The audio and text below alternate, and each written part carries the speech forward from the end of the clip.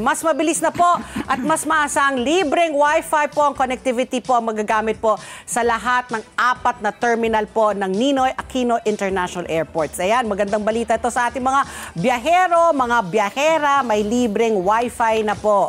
Sinabi po ng airport operator ng New NAIA Infra Corporation noong Martes, tinatayang ito na nga 1,000 na po ang gumagamit po ng Wi-Fi ang maaari na pong kumonekta sa New NAIA ang Wi-Fi kada oras. Aba, 1,000. Ganun kadami pong mga biyaherong pwedeng siguro gumamit. Siguro yung bandwidth, no? Malaki. Okay. Kung mga 1,000 na makakalagin. Gamit, oo. So malaki po ang itinaas ng ating average internet speed dyan sa NAIA Airport at kung saan po may mga pasahero na makakaranas po ng bilis na 50 to 60 millibytes per second. Ang peak speed ay abot po sa 115 Mbps. Nako, very technical na yun. Basta mabilis na daw mararanasan ninyo. Actually, na-check mo yung speed mo ng internet sa bahay.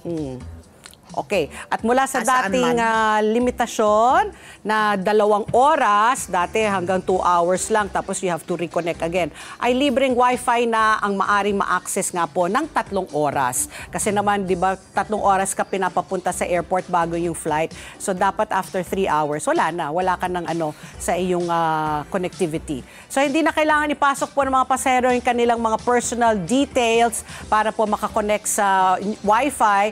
At sinabi po ng NNIC na makikipagtulungan ito sa PLDT Smart at sa Converge para sa pinahusay na koneksyon. Let's get together, Sunnet 25. Sunnet 25.